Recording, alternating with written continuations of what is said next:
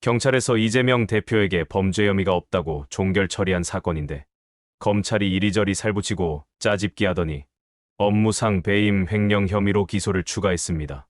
검찰 특활비 전액 삭감의 심기가 불편해진 검찰이 이재명 대표를 추가 기소로 보복했다. 저는 생각합니다. 견제받지 않는 검찰 권력의 단적인 면을 다시 보여준 것입니다. 누차 말씀드린 바와 같이 내역이 입증되지 않는 것은 전액 삭감을 하겠다라는 방침을 여러 차례 밝혀왔습니다. 그래서 검찰 특수활동비 80억 900만 원은 내역을 전혀 입증하지 않았기 때문에 전액 삭감했습니다. 또한 특수활동비와 업무 추진비의 중간쯤 있는 검찰의 특정 업무 경비, 보통 줄여서 특경비라고 하는데 이 또한 506억 9,100만 원은 내역을 입증하지 못했기 때문에 전액 삭감했습니다. 그리고 시행령 통치의 상징이라고 할 수 있는 인사정보관리단은 시행령 통치 자체를 부정하기 때문에 여기에 들어가는 경비 4억 1,964만 원은 또한 전액 삭감했습니다. 초미의 관심사로 떠오르고 있는 명태균과 윤석열 부부의 선거 개입 사건은 어떻게 흘러갈까요? 윤석열 부부에게까지 수사가 확대될까요? 창원지검에서는 생뚱맞게 검경 수사권 조정으로 검찰이 수사할 수 있는 사안이 아니라면서 윤석열 부부를 수사할 뜻이 없음을 분명히 밝혔습니다. 그럼 마지막에 남는 사람들, 윤 대통령과 김건희 여사한테까지 수사 범위가 좁혀질 수 있을까요? 윤석열은 기자회견에서 수사 가이드라인을 제시했습니다. 윤 대통령은 이미 기자회견에서 단순히 추천한 건 문제가 안 되고 실제로 추천한 적도 없다고 했습니다. 명 씨도 이에 화답하듯 의견을 제시한 것뿐이라고 검찰에 출석하면서 말했죠. 검찰에서 수사는 시작했습니다. 윤석열 대통령 부부가 연루됐다고 의심받는 공천 개입 의혹을 수사 중인 검찰이 수사는 시작했지만 일반 국민들이 생각하는 수사와는 전혀 다른 수사를 개시했습니다. 선거 조작 여부도 중범죄에 해당하고 조사 결과를 어떻게 활용했는지도 결국 수사로 밝혀야 될 텐데 전해진 바에 따르면 어제 검찰이 이렇게 밝혔다고 합니다. 여론조사 조작 의혹과 관련해서는 윤석열 부부는 수사 범위에 있지 않다라고 했다 합니다. 이게 무슨 뜻인가 궁금하실 것입니다. 검찰의 말을 전달한 사람은 명태균과 윤석열 부부를 검찰에 고발한 사람으로 시민단체 대표인데 조사받고 나와서 폭로한 이야기입니다. 윤 대통령 부부를 명 씨의 공범으로 고발해서 시민단체 대표는 어제 첫 조사를 받았는데 그런데 담당 검사가 조사를 하기도 전에 여론조사 왜곡 공표 혐의는 검경 수사권 조정 때문에 검찰의 직접 수사 범위가 아니라고 말했다고 전했습니다. 시민단체 대표가 먼저 물어본 것도 아니고 본격적인 조사를 시작하자마자 검사가 이런 말을 꺼냈다고 전했습니다. 대놓고 고발을 접수하고 수사는 하지만 윤석열 부부는 대상이 아니다 라고 선을 그은 것입니다.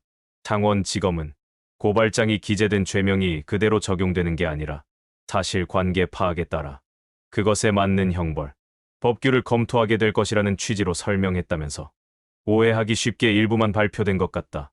검찰은 이렇게 설명하면서도 윤석열 부부가 수사 대상이 될 수 있다는 원론적인 발표마저도 하지 않았습니다.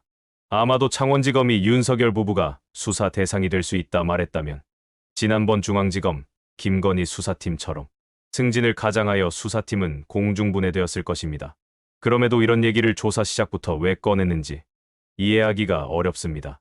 검찰의 본심이 나온 게 아니냐는 해석도 여기저기서 나오고 있습니다. 창원검찰이 내세운 것은 검경 수사권 조정으로 수사 범위에 있지 않다는 것입니다. 하지만 지금까지 검찰 수사를 지켜본 바에 의하면 개소리라는 것을 즉시 알 수 있습니다.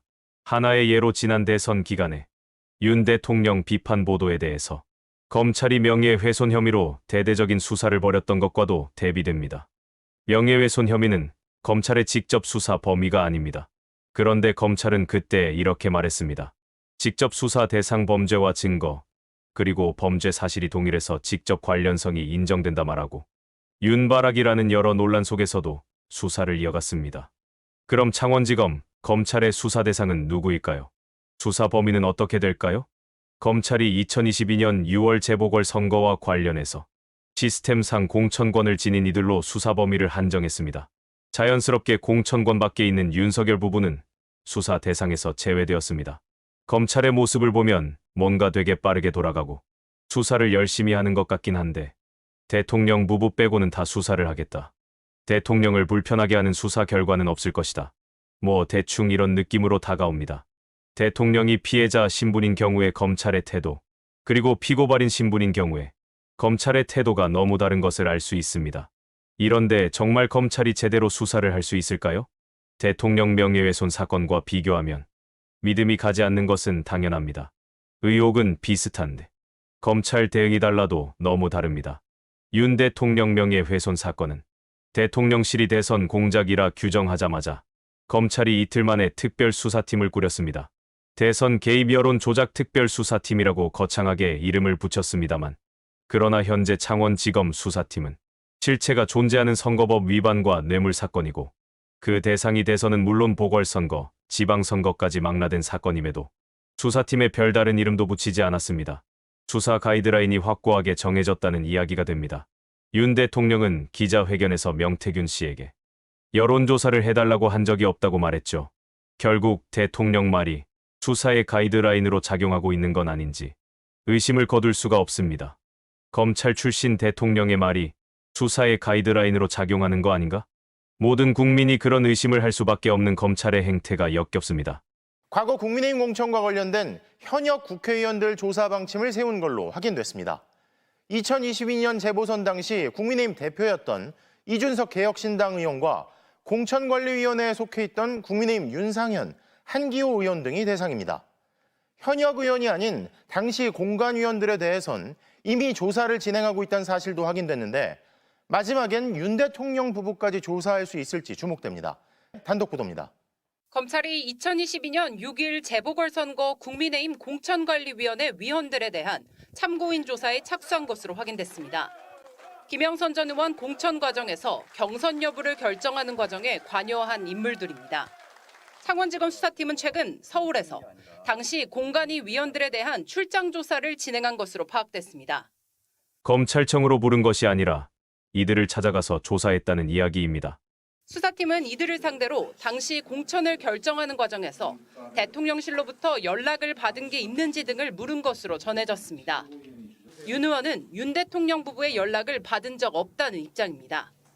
이들이 윤상현의 주장처럼 윤석열 부부에게서 연락이 안 왔다라고 하면 그것을 근거로 윤석열 부부에게 면죄부를 줄 수 있습니다. 명태균 씨 녹음 파일을 들어보면 김영선 전 의원 공천에 윤석열 대통령 부부가 개입한 것으로 나옵니다. 바로 끊자마자 만나서 전화 왔어. 선생님, 윤상현이한테 전화했습니다. 보안 유지하시고 내일 취임식에 꼭 오십시오. 이렇게 전화 끊은 거야. 당시 공천관리위원장은 윤상현 의원입니다. 부위원장은 한기호 의원이었고 홍철호 대통령실 정무수석과 강대식 의원, 김정현, 박정숙, 이형민 교수, 권재하, 박효찬 변호사가 위원으로 참여했습니다.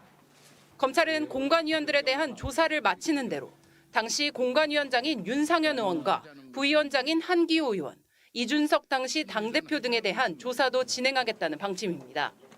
윤 대통령은 이미 기자회견에서 단순히 추천한 건 문제가 안 되고 실제로 추천한 적도 없다고 했습니다. 명 씨도 이에 화답하듯 의견을 제시한 것뿐이라고 검찰에 출석하면서 말했죠. 결국 공관위원들의 진술을 끌어낼 수 있을지 그리고 명 씨와 윤 대통령 말과 다른 객관적 증거를 찾을 수 있을지 지켜봐야겠습니다. 이재명 대표에게는 그 어떤 직접 증거 없이 알았을 것이다 라는 추측만으로 2건을 기소했고 시민의 이익을 위해 일했고 그것으로 정치적 이익을 얻었으니 범죄라면서 기소했고 사상 유례없는 개발 이익 환수를 했음에도 돈을 더 벌 수 있었는데 덜 벌었다면서 기소했습니다. 기가 막히고 코가 막힙니다. 반면 윤석열 부부와 관련해서는 직접 증거 정도가 아니라 윤석열 부부의 범죄 자백이 아니라면 죄를 물을 수 없는 것이 대한민국 검찰의 현주소입니다. 지난달 31일 김영선 전 의원의 2022년 재보궐선거 공천에 윤석열 당시 당선인이 개입한 정황이 담긴 음성 녹취가 공개됐습니다. 너는 김영선이 좀 해줘라 그랬는데 이게 말이 많네. 오늘 영상은 여기까지입니다. 시청해주신 여러분 고맙습니다.